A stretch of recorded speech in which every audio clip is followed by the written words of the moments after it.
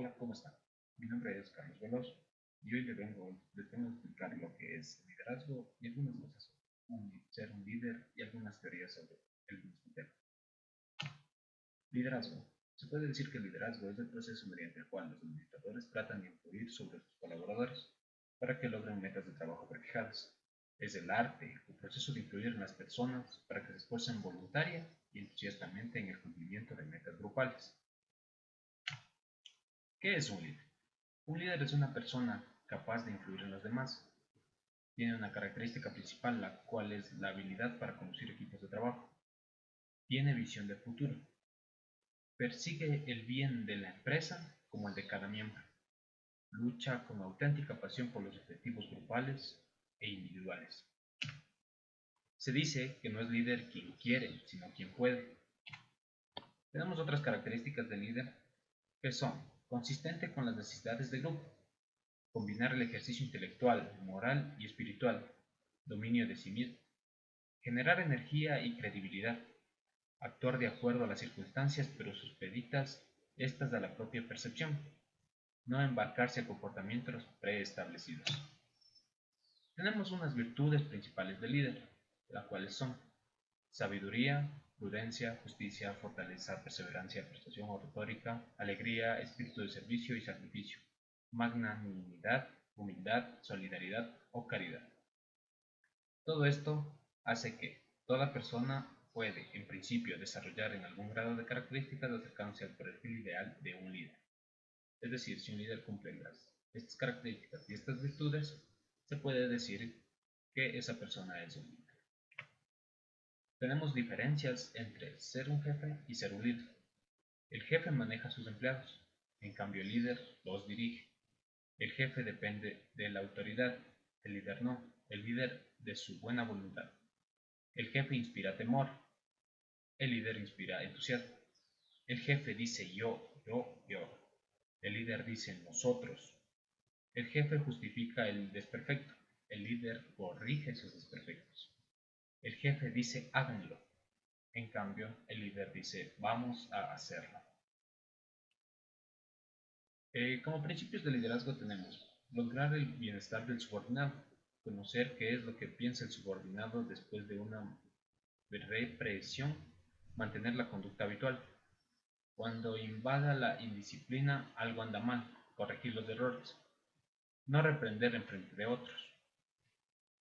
Tenemos unas teorías sobre el liderazgo, las cuales son la teoría del gran hombre. Se basa en la idea de que los líderes son personas excepcionales, extraordinarias. Se trataría de personas que nacen para ser líderes, debido a sus cualidades innatas. Se emplea el término hombre porque se trata de un concepto extraordinariamente machista, orientado a la educación militar y de matriz cultural occidental. Este concepto dio origen a la teoría de los rasgos, la cual es la siguiente. La teoría de los rasgos se da en los años 40 del siglo XX. Sostiene la existencia de una característica personales favorecedoras del liderazgo. Existen numerosas listas sobre las cuales son estas características. Luego tenemos la teoría conductista, que se da en los años 50 del siglo XX. Se centran en que los líderes hacen y menos en los que son. Se han descrito distintos tipos de conductas asociadas al liderazgo y se han agrupado en los denominados estilos de liderazgo. Estas teorías han sido muy influyentes en los ámbitos de gestión debido a sus planteamientos prácticos. Luego de esto viene la teoría del liderazgo situacional, que se da en los años 60 del siglo XX. Este enfoque parte de la idea de un liderazgo está condicionado por la situación en la cual se da. Según cuál sea la situación, el líder empleará un estilo u otro. Por ello, pueden necesitarse distintos estilos de liderazgo según las circunstancias o niveles de organización. Luego tenemos la teoría de la contingencia. Esta se da en los años 70 del siglo XX. Es una extensión del liderazgo situacional y se centra en determinar qué variables de la situación influyen en el liderazgo y predecir cuál liderazgo es más efectivo y deseable en una determinada circunstancia.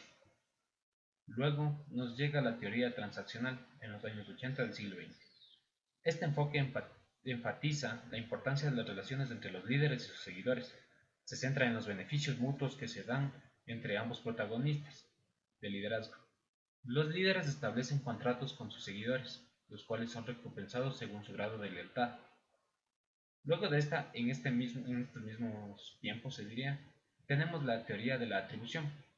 Considera que el liderazgo es solo la atribución de unas personas. Los seguidores hacen de otros los líderes por tener unas características determinadas. El liderazgo es una relación causa-efecto, basada en la percepción de los seguidores. Los seguidores tienen un patrón cultural de líder y proyectan hacia otras personas, y estos encajan con este patrón, entonces adquieren condiciones de líderes. Luego tenemos la teoría del liderazgo carismático, que se da en el siglo XIX y reaparece luego en los años 80 del siglo XX, en este tiempo mismo. El liderazgo carismático es una evolución de la teoría de la atribución del liderazgo. Afirma que una persona es líder en la medida en que otras creen que lo es. Quienes piensan así al liderazgo, la teoría de las atribuciones, las cosas no son como son, sino como se ven. Por su naturaleza se podrían pensar que esta teoría es una variante evolucionada de la teoría de los rasgos, pero no es así, pues no se trata tanto de que los líderes tengan un determinado rasgo que les haga ser líderes, sino que otras personas juzguen o valoren otorgarles esta condición de líderes. Luego, en el mismo tiempo, nos llega la teoría transformacional, que se da en los años 80. El concepto principal es el papel que desarrolla el líder para transformar o modificar los conceptos o comportamientos de los seguidores o de las organizaciones. Luego tenemos la teoría del líder servidor, que se da en los años 90 del siglo XX. Considera que el interés del liderazgo transformacional, aunque esté orientado a las personas, no son tanto estos, sino conseguir que las personas se alinearan con los intereses de la organización social. Frente a esta concepción, el liderazgo servidor se centra mucho más en los seguidores que en el propio líder, cuyo papel es servir a aquellos. El concepto de líder servidor aparece como prevención ante la posible corrupción del liderazgo, esencialmente en aquellos casos en los que el líder tiene un poder importante dentro de una organización. Únicamente cuando el líder basa su liderazgo en la voluntad de servir, el poder jerárquico que puede separar al líder de sus seguidores no es fuente de corrupción. Por último, tenemos la teoría del liderazgo adaptativo, a los finales del siglo XX e inicios del siglo XXI. Es fruto de la evolución del liderazgo transformacional. Se considera el liderazgo como una actividad de cualquier persona que tiene la virtualidad de movilizar a otras personas para que realicen algo que sea sociablemente útil. El interés del líder sería influir sobre las personas para que éstas afronten sus problemas. Los líderes, en lugar de ofrecer respuestas, deben plantear preguntas y retos. En lugar de resolver conflictos, han de plantear problemas. Después de esto tenemos los tipos de autoridad. Tenemos una autoridad formal y una autoridad informal. La autoridad formal, acompañada por los diversos poderes del cargo y mandato, el cual debe satisfacer un conjunto de expectativas explícitas y implícitas. En cambio, la informal es fruto de la credibilidad, legitimidad y confianza, otorga el poder de influir en la actitud y la conducta sin obligación. Para distinguir entre desafíos técnicos y desafíos adaptativos, que son los que se dan, tenemos que hacernos las siguientes preguntas. ¿Qué tipo de trabajo requiere y quién hace el trabajo?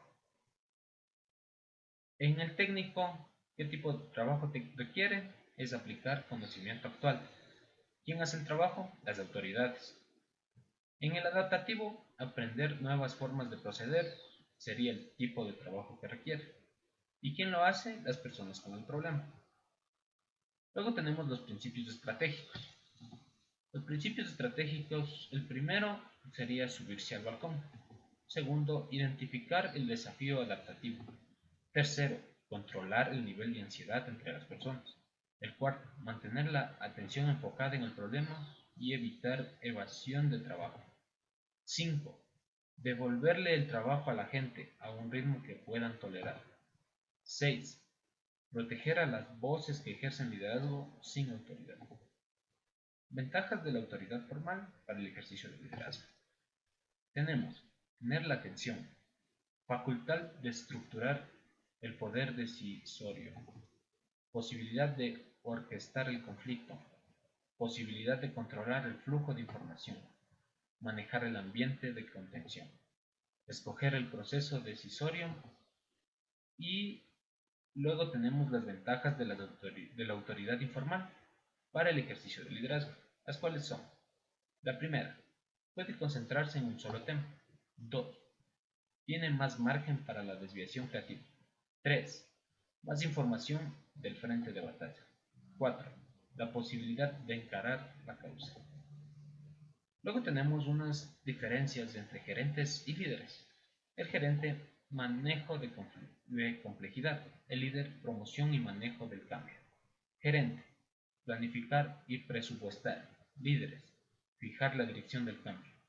Gerentes, organizar y administrar el personal. Líderes, alinear el personal. Gerentes, controlar y resolver problemas. Líderes, motivar a la gente. Bases del poder de cargo. Tenemos a la autoridad investiva, relevancia, centralidad, autonomía, visibilidad. Esto se da importancia y posición de cargo para la autoridad formal. Base del poder personal, capacidad, reputación, atracción y esfuerzo. Esto nos da credibilidad, confianza, respeto, admiración. Esto nos da en la autoridad informal. Tipos de liderazgo. Tenemos unos tipos de liderazgo, los cuales son el liderazgo autocrático, liderazgo democrático, liderazgo liberal. El liderazgo autocrático impone y espera cumplimiento, es dogmático y seguro, conduce con capacidad, premio o castigo. Podemos tener a uno de estos líderes como el expresidente de Venezuela, Hugo Chávez. El liderazgo democrático. Tenemos las características que son: consulta acciones y decisiones, alienta participación. Uno que desempeñaba este tipo de liderazgo es el conocido Che Guevara. Y por último tenemos el liderazgo liberal, que es el uso reducido de poder y concede independencia. Este se pudo dar antes, como por ejemplo cuando tuvimos la participación de Simón Bolívar en la liberación de nuestros pueblos. Luego tenemos la teoría de la equidad.